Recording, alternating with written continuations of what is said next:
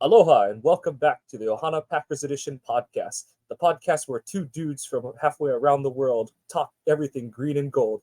I'm Mike, and that's Iowa Joe. Today, we go over what can only be described as a no good hungover type of game from the Packers in Sin City. Joe, that was a letdown.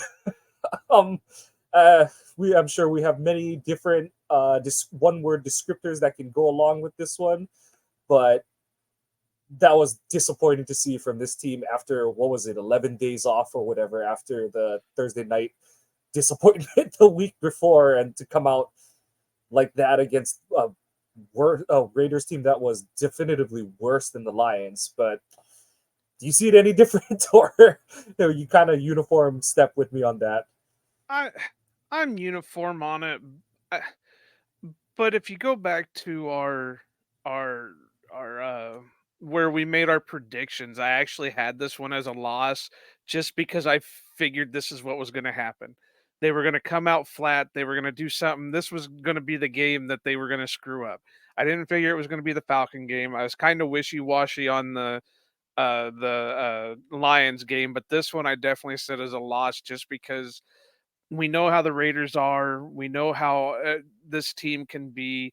There's so much time in between these next couple of games that you knew they were going to get lost in there somewhere. I didn't account for injuries or anything like that, but I I don't know. I was disappointed in it. It really made for a capper for yesterday or Monday to have that kind of day, but we knew this was gonna happen, though. We knew this was a young team. We knew there was gonna be mistakes. We knew we were having a guy who only had one career start before, lead the team. We'll get into it a little bit more here, but, you know, there were issues all over. There's not one little thing that you can pinpoint over another, but yeah, I said this in the chat room for one of the game on things today that if it were me, these guys wouldn't have a bye week break. We would be working the whole way through it. And, I don't care if it's go back to fundamentals. I don't care if it's, you know, whatever it is, but we're working. There's no break. There's no stop with this because something's got to get fixed. But we know it's a young team. We know we're going to have growing pains. They just got to start meshing. Yeah, that's all so very true, and unfortunately, the CBA restricts them from just practicing straight through. Because I'm totally in agreement with you there. Yeah, they need a lot of work. But let's start with the good on offense.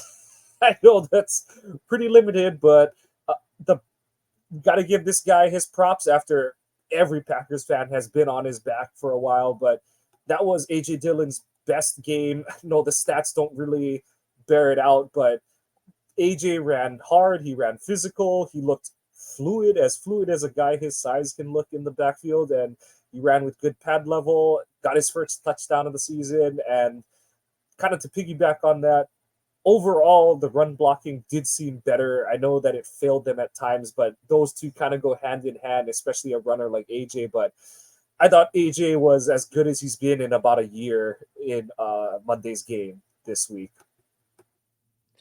I I was getting ready to look it up here because I wanted to look at the stats completely, but it's pretty sad when the best game of the year so far is 20 carries for 76 yards and one TD with an average of 3.8.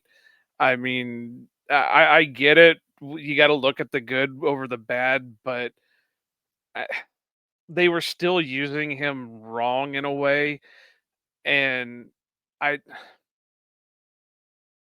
I wish it were better considering what kind of team we were facing. This is a team that couldn't run defend to save their lives, and they hold us to they hold the Packers to what is it, 109 or 119 yards or something like that. I don't know. I'm not good at math, so trying to add them up real quick. They held Dylan to 76, Jordan Love had the next highest at 37. Patrick Taylor had 2 yards, and Christian Watson had one for -5. So when you're going against a team that can't stop the run and you can't even crack 200 yards, there's some kind of issue there. And I'm not even saying, there should have been multiple guys with 100 yards, but they should have schemed it up with a little bit more, maybe jet sweeps, get the Jaden Reed out there. They completely went away from that. So I don't know if Jaden's banged up or what. Uh, they could have done a couple of the tight end sweeps, use Musgrave. And he's somebody that when we get into the bad of it, he's somebody I want to talk about. It didn't seem like I heard anybody talk about it today, and the few things that I saw some people mention it on Twitter, but I didn't really see anybody or hear anybody talk about it in the stuff that I listened to today. But there's so much they could have done, especially to neutralize Max Crosby, because he was the only one that was really tearing things up, which we knew he was going to because that's the type of player he is. But trying to stay with the good, yeah, AJ had a decent game.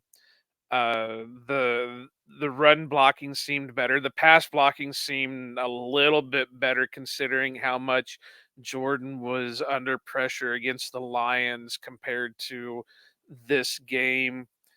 Uh, uh, that's I really can't think of any.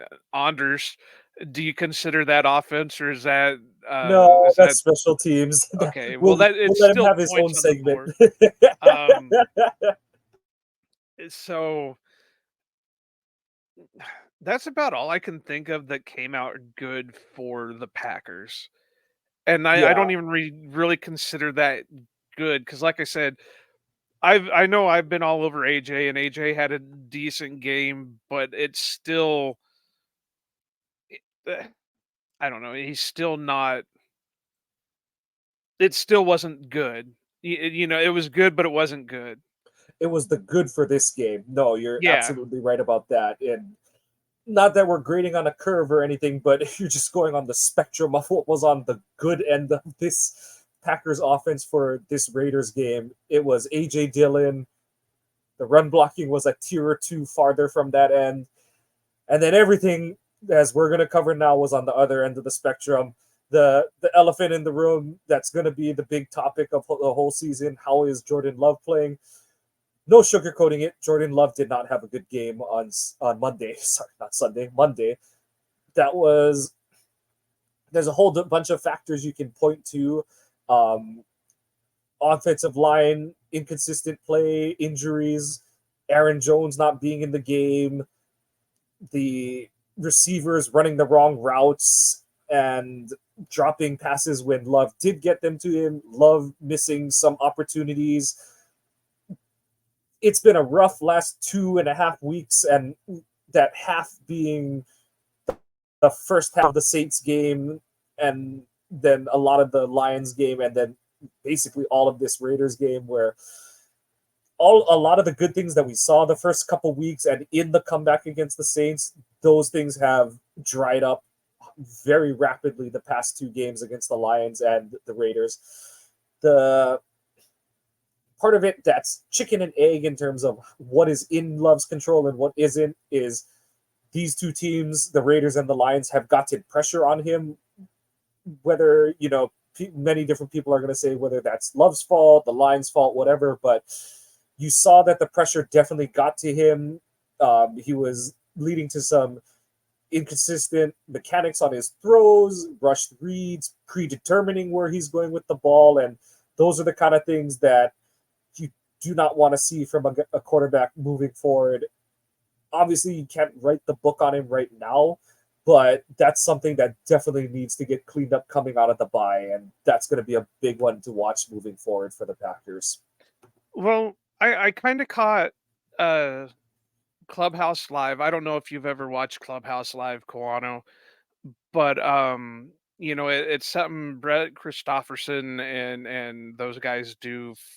It's a viral or a video podcast type deal, and they had Don Mikowski on, and I only caught a lot of just a little bit of the conversation, and Mikowski pretty much said that Jordan looked very tense and wasn't comfortable, and he looked like he was, like you said, predetermining the his throw who he's going to throw it to.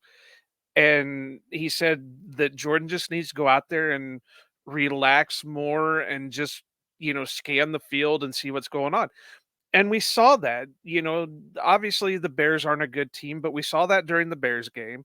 We saw that in the second half of the Saints game, that when he was comfortable, when he was scanning the field, when he was making his reads, he was a solid quarterback. But for, whether it's he's getting hit, so he's turning gun shy, whether, whatever's going on with it, he's just not comfortable there.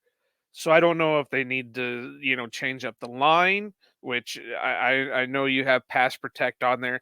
I thought the pass protect was a little bit better, considering it wasn't great by any means, but it was a little bit better than what it had been. Jordan was still getting pressure put on him, but it wasn't as bad as what he was getting against the Lions. Uh, but maybe they need to change up the line.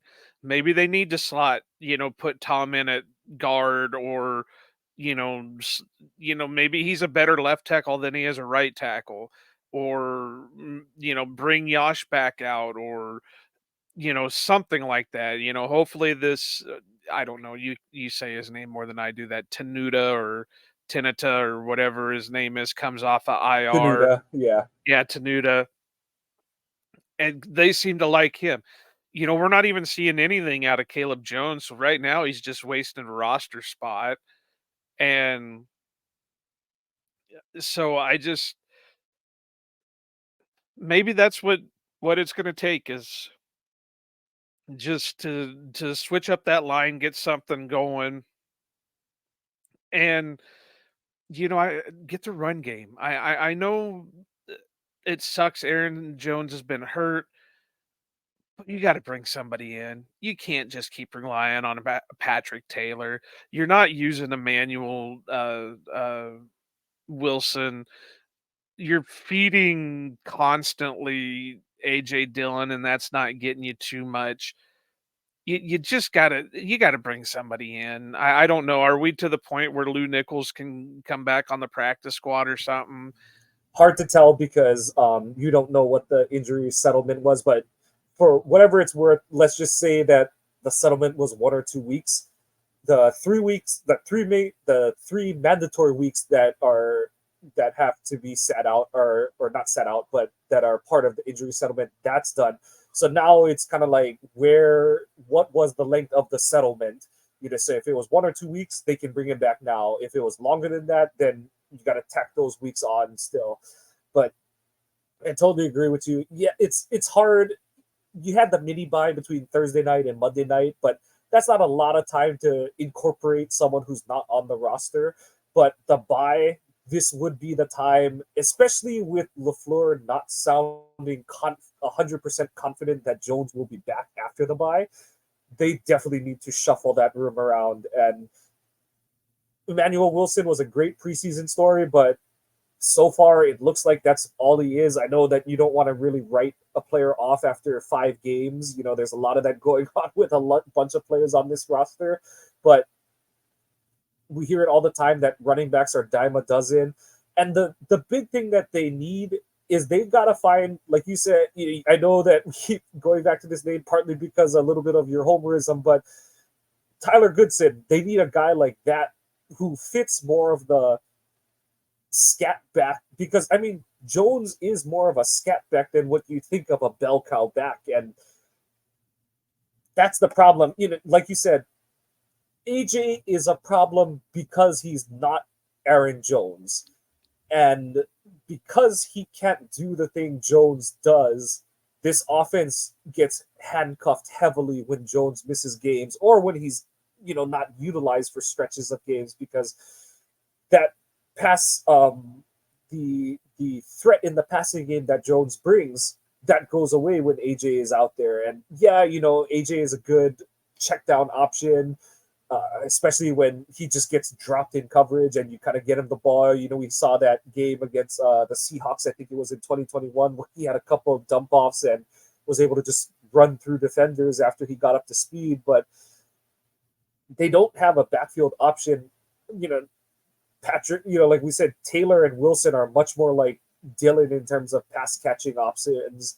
And they just don't have a guy who really threatens a defense out of the backfield in any way, and that you even have to raise your eyebrows that he might run some kind of semi-sophisticated route. So, Well, I might yeah, argue with you over the Wilson thing. We really haven't seen him. He had one snap against the Raiders, and he had a couple of snaps against the Falcons, and yeah, they didn't do much, but he really hasn't been getting any play time.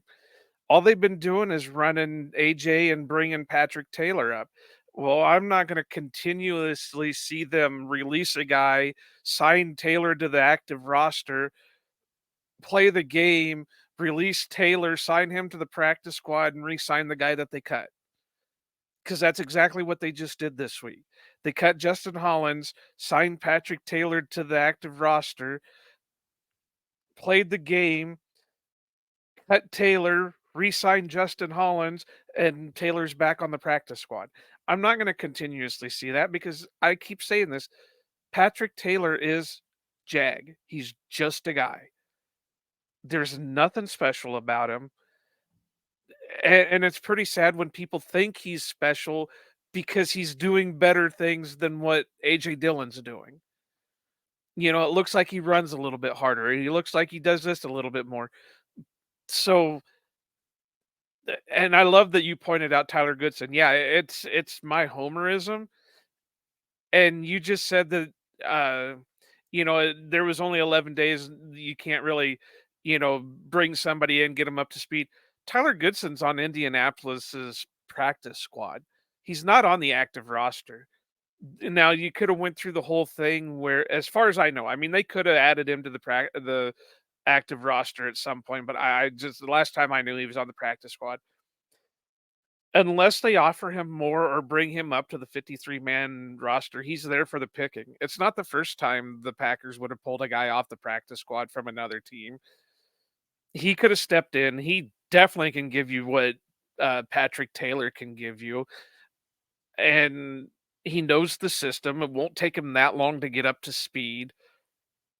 So I just something's got to be done. And yeah, I know some of it has to do with up front, but we know the situation up front. They're going to open a hole, but it's not going to last that long. And until you get a guy in there that's going to hit that hole like he needs to in a quick amount of time, your run game's done.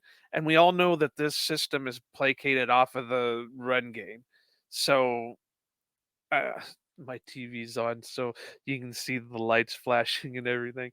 Um, so yeah, it's uh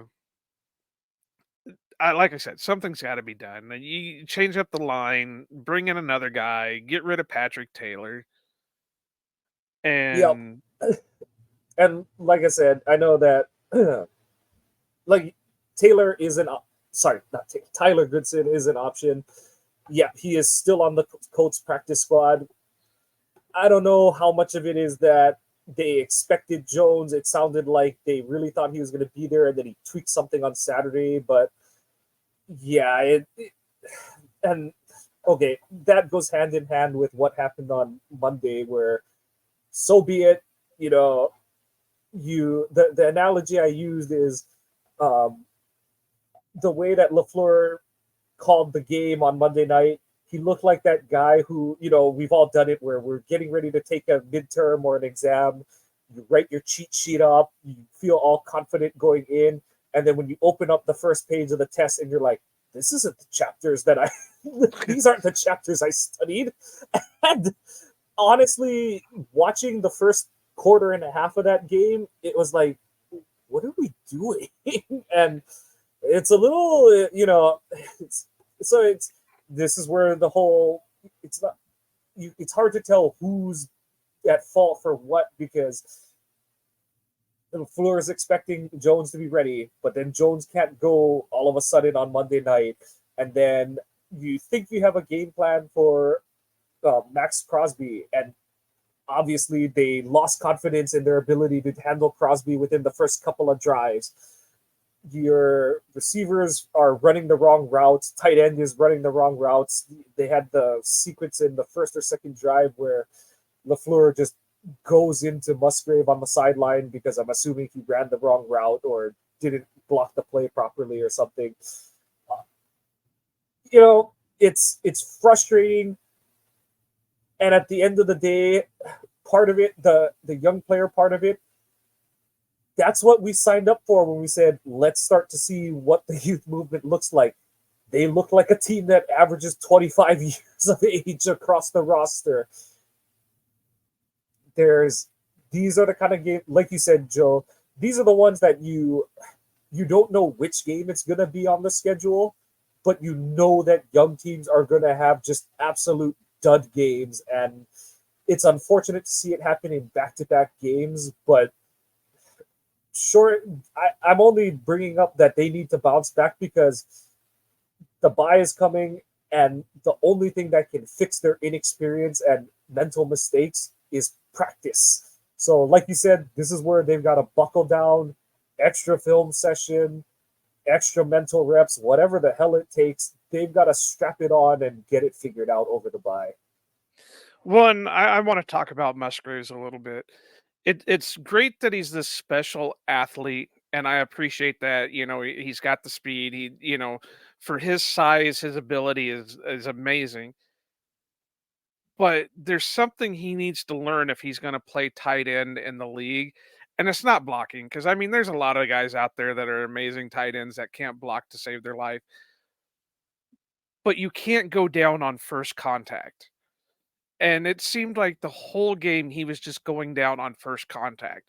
You've gotta run over guys. You've gotta use your size over some of these players. You can't just let them take you down and just go over it was so frustrating. He would get the ball, he'd make a play, but then that first guy would come in and it'd be done because he went down right away.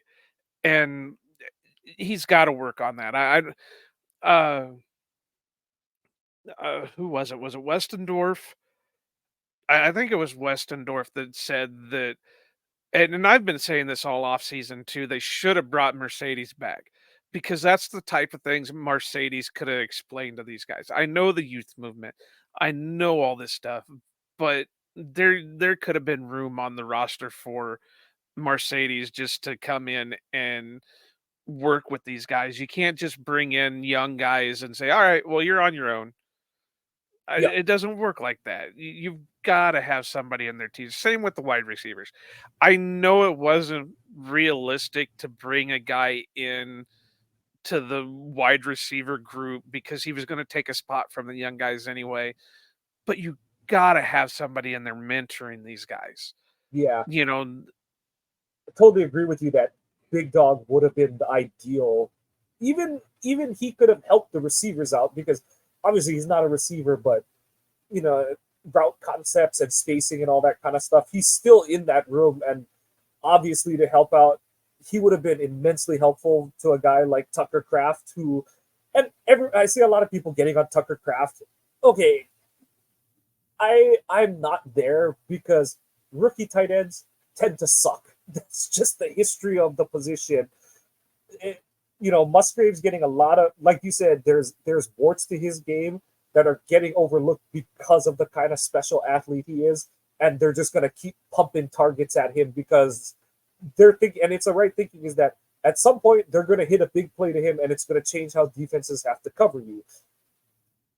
Of course, that's not gonna happen when you just keep running him to the flat on 2 yard outs, but that's that's also part of your playbook that gets truncated because you can't block the best defender on the other team. And lo and behold, that's something that Mercedes would have helped with if he was back again. But those are things that we can yell into the ether that they woulda, coulda, shoulda done, but they decided to go with the youth movement. And honestly, that's why too. Monday night, I threw my hands up. I shouted. I didn't even shout that much at this game. I kind of just shook my head, and um, I felt more like a disappointed father than an angry fan. But it's kind of going into that whole. It's I'm not letting it get to me that much because while yes, you wanted to see better proficiency and execution out of this offense, it is still early in the year. Love hasn't had a consistent skill position package with him through the first month plus of the season. His O line has been a revolving door. His best O line, that's another one that we can go into. Dworzinski and Westendorf brought it up on the pick six today. There were a lot of people on the timeline who said that Rashid Walker would easily replace Bakhtiari and all that kind of stuff. Games like Sunday or Monday showed how important a guy like Bakhtiari is. Crosby wouldn't have necessarily lined up against him all game, but Bakhtiari would have shut his side down so you can do things to help Zach Tom on the other side. So that's, maybe Walker gets there, but he ain't there yet. And that's why, like we said, Love individually, you want to see him play better. And the places you want to see him play better are the things he can control. Making good decisions, going through his progressions, putting balls on target. And if guys drop them, if guys run the wrong routes, okay. But there's so many things on offense that are off schedule, out of sequence, whatever descriptor you want to put it, that I'm not choosing to get overly upset at any one person. Now, coming out of this bye, if we see a game or two where they look as disorganized as they did in these last two games going into it, and hypothetically with better help, then you got to question what's going on in the meeting rooms and stuff like that. But there was always going to be a run up to the season. I saw some people trying to post like, "Oh, look what Rodgers was doing in his fifth game as the starter," and it's like they're showing the deep pass between him and Donald Driver. There is no Donald Driver in this receiving core. That's at the time 7 year. No, I'm doing the math wrong. That was a 10-year vet who knew exactly where he was supposed to be on the field at all times. You had two offensive tackles who one of them was a borderline all pro. The other one was just Mark Tauscher, who did whatever he had to win his rep on every play. So I'm getting a little tired of people making the lazy comparisons. Even when Love was playing better, he's his own person, and that's the only thing that I'm really looking at. So need to see better play from Love, and just need to see the whole offense as a unit bounce back after the bye. Definitely, and yeah, I agree. There's really no comparison because there's no real veterans on this team to be helping anybody out. Bakhtiari, but he's injured. I wouldn't think he's going to any of the games if he's prepping to have surgery again. Uh, Other than that, but here's the thing: what's pretty sad is they drafted Musgrave in the second round. They drafted Kraft in the third round. They signed this Ben Sims from out he was out The of Baylor, Vikings, but yeah, from the Vikings. after their cuts, and he was playing better than the rest of them were. We spent the draft capital on these two big time names, and this undrafted guy that's cut from one team comes in and makes a better play than the rest of them did. So I don't know. Things are weird. And yeah, I don't know. I really don't. I'm to the point where I can't really say anything about it. I We just need got to more go data. with it. We need more data, and Yeah, that's the bow we're gonna put on it for now. But going to the unit from the unit where we don't have enough data points to the unit where we definitely have all the data points. This was the most Joe Barry of Joe Barry games ever. Like it's the this is the teaching tape on why you pull your hair out watching his defense, and at the same time you look at it and go, granted the Raiders are not a good offense or even a league average offense, but you're like, damn it, they gave up only 17 points total. Three of those was maybe the best sequence for the defense all game, other than the opening drive where they Love throws his worst pass of the season, gets picked off, and the defense stops the Raiders from scoring after a quick, a big change of possession. And yeah, obviously the first touchdown that they gave up was just, I don't even know what to call it at this point. You're playing 10 yards off of a slot in the red zone, in the low red zone, and you just give a free release, and that guy is basically walking into the end zone. But you had your Preston Smith on Devontae Adams and light boxes, but you stare at it and you just throw your hands in the air again because you're like, shoot, they got the ball back twice to Love with the game, with a chance to win. And I don't, that's about as good as I can say about this defense at this point. Yeah, I mean, defense definitely wasn't great. They did their I don't want to say they did their best, but they did their job in a way where they kept it close. They punched the I time clock. Yeah, but I mean they kept it close. They only gave up 17 points. They were getting the ball back to the offense to be able to do what they could. It just the offense wasn't doing anything. I mean, I don't know how many times you got to get the ball back for Jordan Love to go for a game-winning drive in the fourth quarter, and and he blows it. So they were at least doing their job in a way. So it really went downhill after Quay left because Quay was on fire. Yeah, you have it here in the notes. McDuffie and Wilson played solid, and that's true too. But you can tell Wilson is just mainly a special teams guy because all they really did for him was they had him rush the passer. They didn't really drop him into coverage too much, and they didn't really do anything else with it. But McDuffie was, I really like McDuffie. I think they have something there in him. If it came down to just having McDuffie and Quay, hopefully, Campbell comes back and he's the same player he was. But if it came down to just McDuffie and Quay, I think we would be set for inside linebacker. I really think both of them have played well. Yeah, McDuffie has really done well in terms of being a drafted development prospect. He did everything you want. He came in, was a special team stalwart his first year and a half to 2 years in the league, and then has really picked up his play at his defensive position over between the back half of last season through this season. And he, like you said, he's become at minimum a league average-ish inside linebacker. And like you said, there's debates that are going to be after this season, which veterans are kept. Obviously the big one is Bakhtiari, but Campbell's one on defense. Preston's another one who Preston, I thought, played his best game of the season, got his first sack, had a couple nice snaps on the edge, good run stops. I think he had a couple big tackles for loss as well. The coverage play is totally not his fault. That was an absolute just that play call from start to end was a horrible one. I saw some people try to defend it and say like, well, what's Barry supposed to do when they're in 21 personnel, but then they go to empty?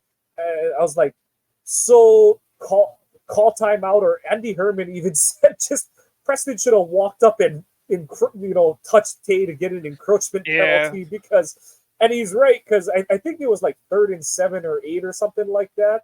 And my whole thing with it is I don't mind calling a zone blitz and dropping Preston into coverage.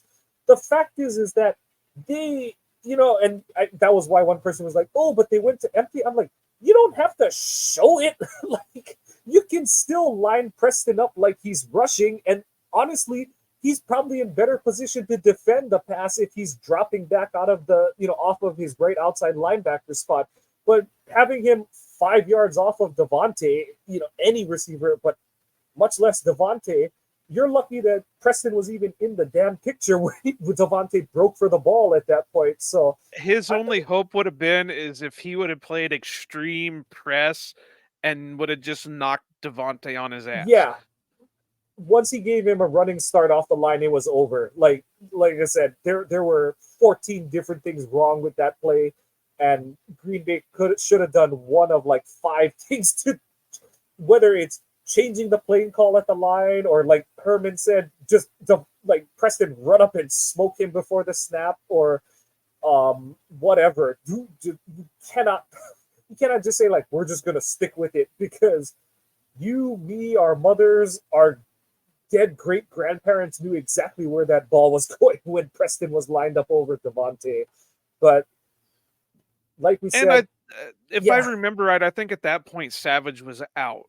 yes, So Savage went out. That was in either that. I think that was the early fourth quarter. So Savage was out at the end of the first half, and honestly, that even just like I said, it's the most mind-numbing Joe Barry defensive game where there's there's like a dozen individual plays where you're going, what the hell was that call that got Preston on Devontae? Why are you playing so soft in the low red zone? Why are you against a team that would love to establish Josh Jacobs? Why are you playing such light, weird boxes? But then at the end of the day, you lose your one good linebacker, your I don't want to say your one good because McDuffie's been playing well, but your up and coming star linebacker, your good, your of the two, your better safety. You and at that point, because of how they've constructed this roster and because the Cyclone was not active, we saw a couple plays before the half where friggin' Dallin Levitt was on the field, and you kind of just held your breath when you saw that happening.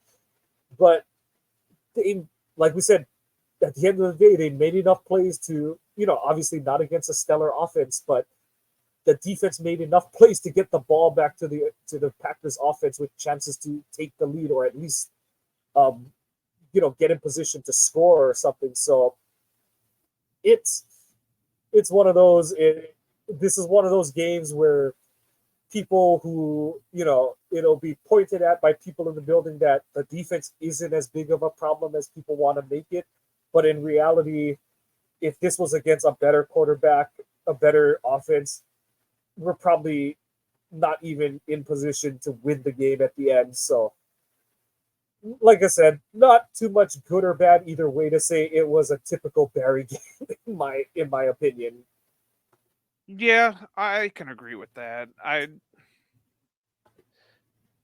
I don't know. I really don't. I mean, again, like I said, they did their jobs. Was it a great job? No. Was it a horrible job? No. It was just a meh To job. go back to the college analogy, C's get degrees, and that's what the Packers defense did on Monday night. Pretty much. And I don't know if Jair's still nursing the back injury. I don't know what, because he seemed a little bit off. Razul had a hell of a game. I'll Yes, give Zool a yeah, credit all day long, but uh, I don't know. I'm to the point where it's I don't know. Like I said earlier, I don't. yeah. It's There's there's not much.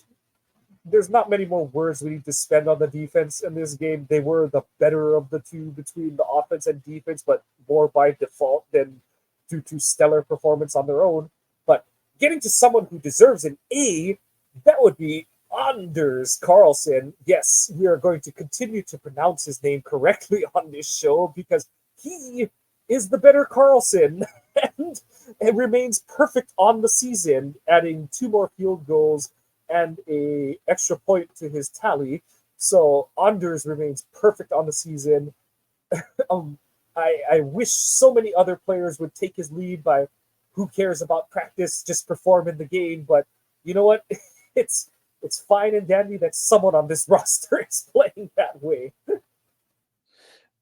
Yeah, especially when we were all concerned, we're all to the point where we were thinking he was going to be our weak link, and now he's been like the best thing to happen to the team. So it really goes to show that hey, maybe Bisaccia was right about something. Yep. And I mean, I forgot to note it down, but um, Josh Nyman lining up over the long snapper, it finally paid off. And I forget who it was, but someone on Twitter was kind of, I think, mostly seriously, but also obviously partly joking about how much effort you could see. And you could see like Yosh was almost like separating his shoulder, trying to reach as high as he could on some of the PATs he was out there, and he got his finger on that block at that field goal block at the end of the first half, and then you could tell that some of the way they were aligning, even on the last field goal that the Raiders attempted, you could tell that because the Raiders were more towards their left hash. So if you're looking at it, the obviously the NFL hashes aren't as wide as the college ones, but if you're imagining it, if you're on the left hash, you do have to kick a little bit right. But Green Bay did the opposite of what is general consensus, where they overloaded um, the side away from where you think the kick would be going, and Carlson ended up pushing it right enough that he doinked it off the post. So um, I don't know if Bisaccia just knows how to get in Dan Carlson's head, if Dan Carlson just gets brain freeze when he sees the Packers, whatever it is. The Packers seem to be his kryptonite, but overall, I thought it was a good game for the special teams. Whelan still looks to be kicking well. Of course, it's a dome and it's not cold, so we'll continue to hold reservations on that. But overall, not the special teams did well. Keyshawn seemed a little bit more reined in. We didn't see any YOLO returns from him, but um, again, I hate to keep going back to this, but I guess it was like a B plus game from special teams. There weren't any great returns, but between the field goal block and Anders staying perfect on the season, nothing to really write home about, but nothing to be upset about either. Definitely. I mean, there's nothing more I can add with it. They were looking better. They're looking better than they had most of the early part of the season. Uh, Anders, yeah, like I said, they for the guy that we all thought was going to be the biggest concern going into this season has been the lone bright spot so far. Yeah, your coverages look pretty decent, and I, it really hurts when well, that's not the way to put it. It really sucks when other players start getting hurt because then they start pulling the special teams players in to fill in those those spots, and then you have to worry about those guys getting hurt because then it takes away from two sides of the ball. So it just I don't know. Like I said, there's got to be something to change. Uh, uh, they need to bring somebody in to be a motivational guy.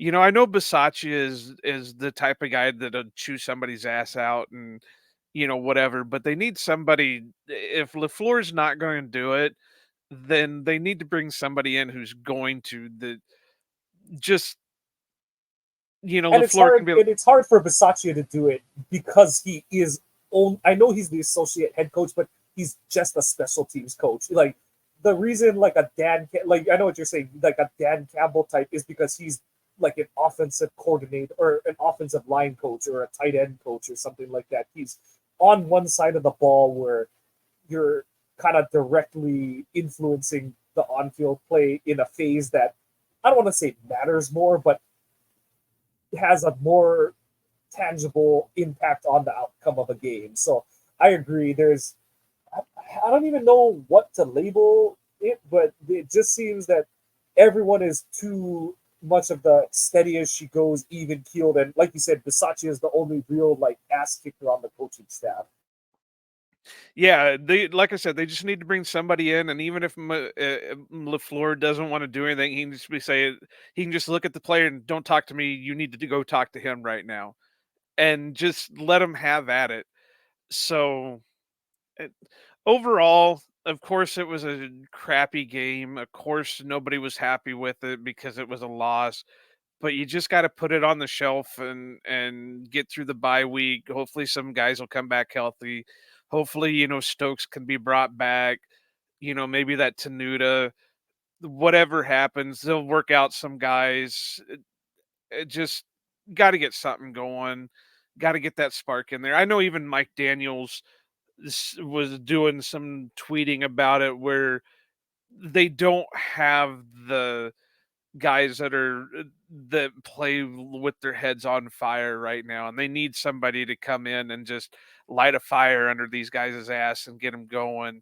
Jair kind of runs his mouth a little bit, but he's been hurt. Uh, Quay, but then you worry about Quay because is he going to pull a stupid move or whatever if he gets too heated? And so somebody's got to come in and step up.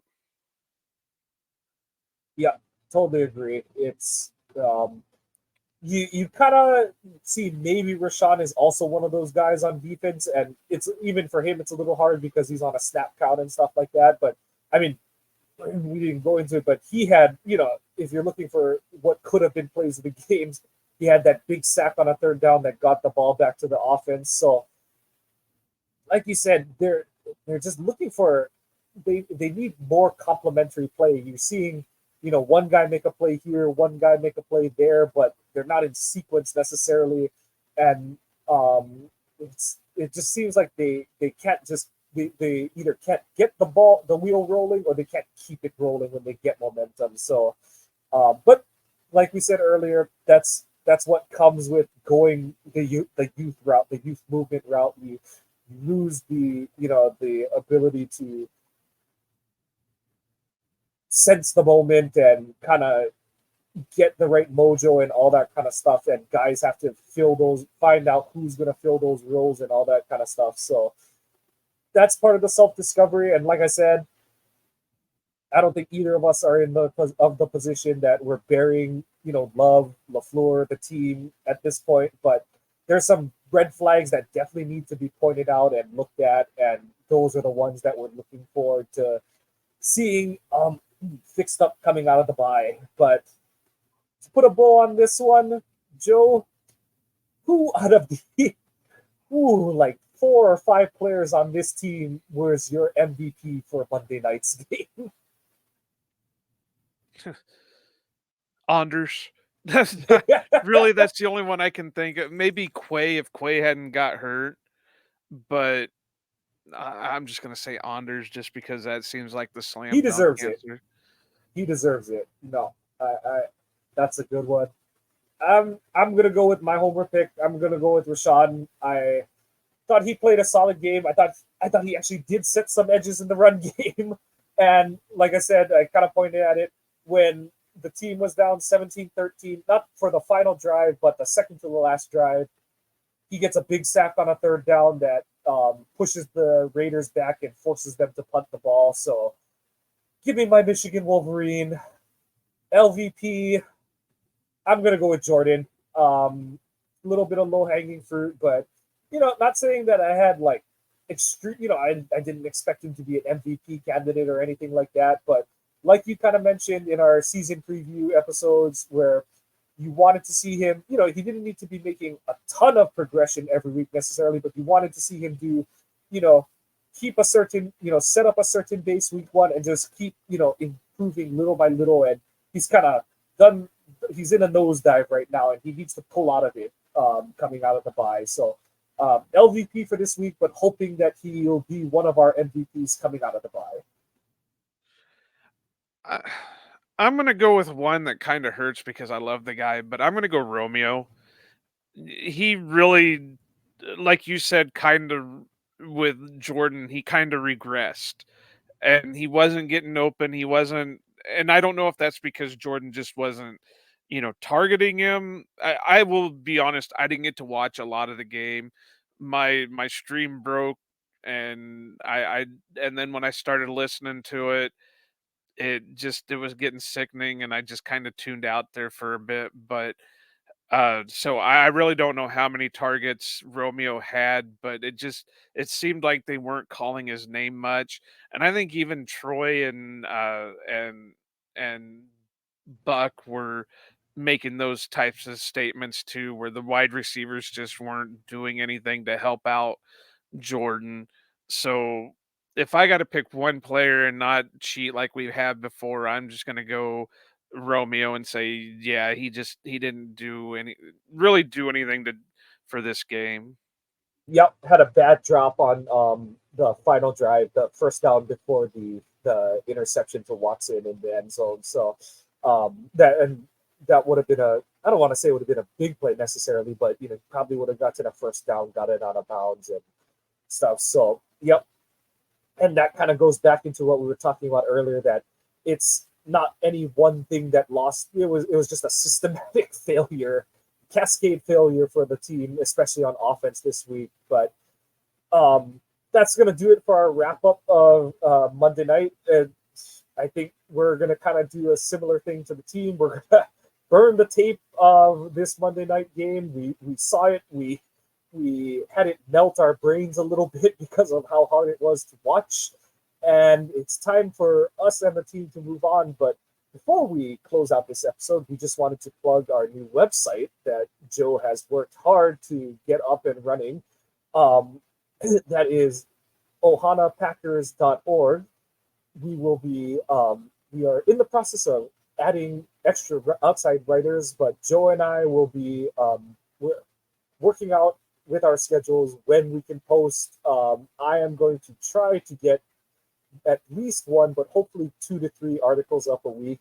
Just trying to figure out what I'm able to do in terms of workload and writing on the side. So, but keep your eyes posted on the website again, ohanapackers.org. Joe, oh, obviously the big thing there too is you can catch our streams of every episode of the podcast on there as well. So just a nice centralized hub for everything Ohana Packers edition. Yeah, if you guys don't want to hunt down on like Spotify or Apple or one of the many streaming services, we're gonna post the episodes up on there. I do have one article up already. I called the Bakhtiari Enigma. Um, it's been my first article I've wrote in like 17 years, so please be kind. Uh, so we really want to start getting this thing rolling. Got some solid guests coming that's gonna give us some uh occasional articles once in a while. And we got some stuff in the works, so please be on the lookout or on keep your eyes out for it and let us know uh what you think and what needs to be changed or what you like or don't like. And we're pretty open and honest, and we'll badmouth you behind your back, but we'll accept it up front. Begrudgingly. We're here for the people until we're not. Nah. But no, just wanted to make sure that you guys know everything we're up to. But yep, I think that we are gonna take a break for the rest of this week because obviously this is the bye, so no opponent to scout this week. And So we will, yeah, so just to kind of put it out there, we didn't have the episode Tuesday, so this episode is going to drop Thursday, and then we should be able to go back to our normal Tuesday, Thursday thing next week. But for this week, there was no episode Tuesday. That episode moves to Thursday, and we'll go from there. yep. But we want to thank you for joining us on this edition of the Ohana Packers Edition podcast. I need to do something about that. Too many additions. It's rattling my brain. But please follow the podcast on Twitter and on the website, ohanapackers.org, Ohana_Packers, at Ohana_Packers on Twitter, X, whatever you want to call it at this point. You can follow me at Kawano Mike. You can follow Joe, Iowa Joe, at Iowa_Joe86. Please, excuse me, please do follow the podcast on your preferred podcast streaming options, Spotify, Google Podcasts, wherever you like to find them. Please give us a like, a subscription, and please do leave comments. We do appreciate feedback. But yep, we're gonna, just like the team, we're gonna lick our wounds over the bye, and we'll be back ready to fly, or ready for the Packers to